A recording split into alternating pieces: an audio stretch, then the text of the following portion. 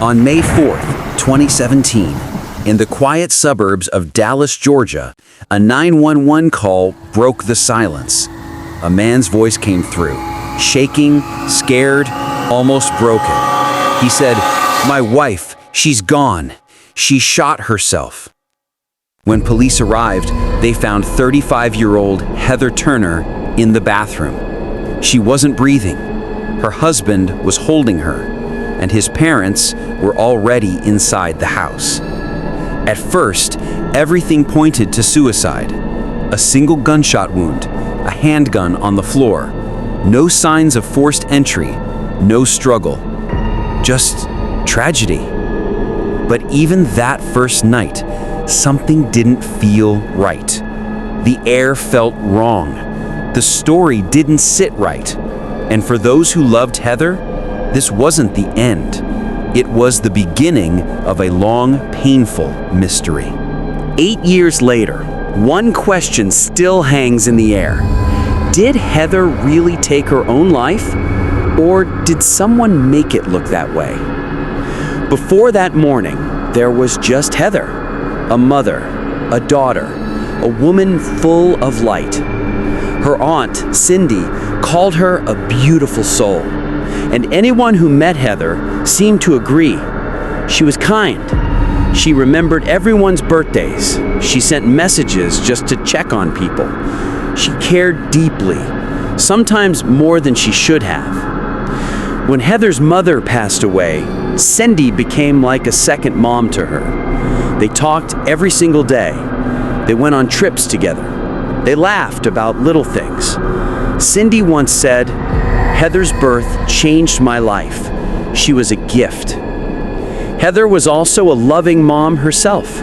She adored her daughter. She planned every detail of her little girl's life, from play dates to bedtime stories. She wanted her childhood to be magical. So when the news came that Heather had taken her own life, Cindy couldn't believe it.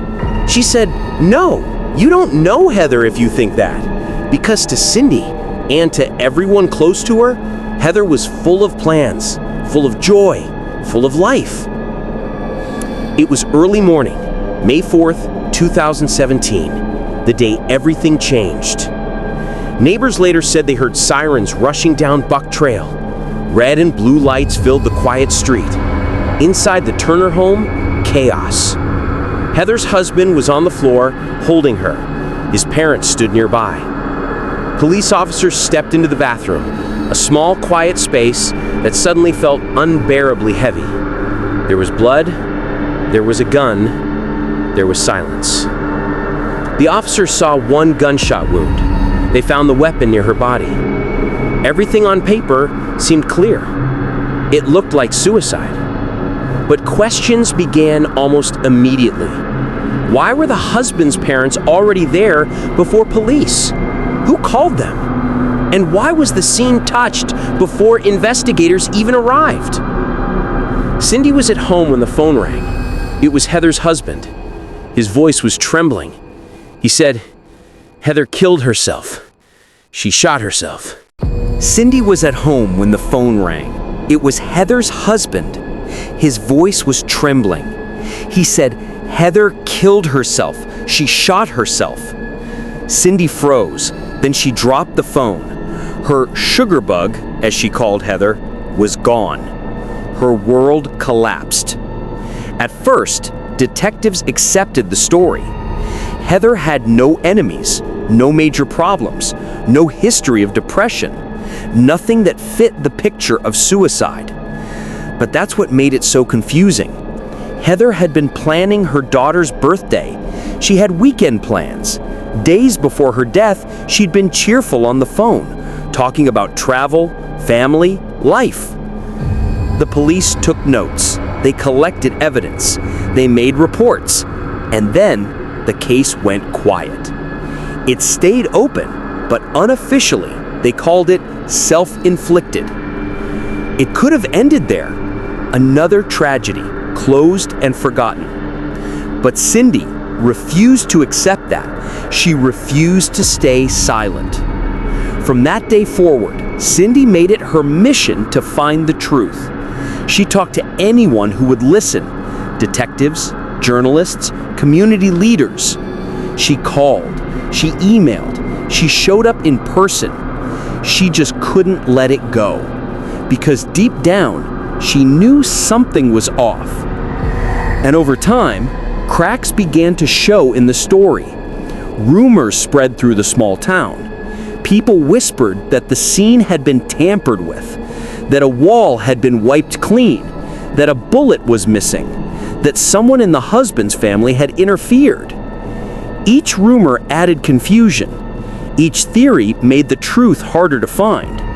And as the years passed, it became harder to know what was fact and what was fear. Still, Cindy kept pushing. She appeared in news stories. She spoke with investigators. She built a network of people who cared about Heather's case.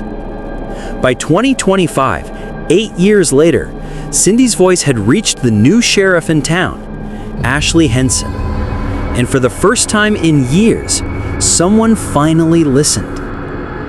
Sheriff Henson decided to face the case head-on. He admitted that mistakes had been made. Evidence hadn't been fully collected. Photos weren't all taken. Critical moments were lost in those early hours. He said those errors might not change the outcome, but they did leave gaps. Gaps that made truth harder to see. Then, Henson gave some clear answers to the rumors. The wall, he said, was not wiped down. A bullet was found. And there was no exit wound. The myths that had grown over the years were just that, myths. But even with those answers, one question still remained. If not suicide, then what really happened to Heather Turner? To find out, Henson created a cold case unit, a small team made up of retired FBI agents and veteran detectives. Their mission? To look at everything again, with fresh eyes. They rechecked the scene. They studied the gun. They reread every witness statement, every note, every photo. They looked for anything that might have been missed. The results? Still unclear. No solid proof that Heather pulled the trigger. Fingerprints were mixed. Gunshot residue tests were uncertain. The timeline fit the husband's version of events, but also left small gaps that no one could explain. Heather left no note, no sign of despair, just an ordinary life filled with plans, love, and purpose. After months of review, the sheriff's office made an official statement. Heather Turner's death would now be classified as undetermined. Not suicide, not homicide, just unresolved. By year 8, Heather's story had become more than just a case file. It was a fight for truth, a battle between faith, grief, and unanswered questions. Cindy continued to speak out. She appeared in interviews. She met with reporters. She demanded transparency from the sheriff's office. Her message was simple: I just want the truth, whatever that may be. Sheriff Henson agreed. He said, "We want resolution as much as the family does."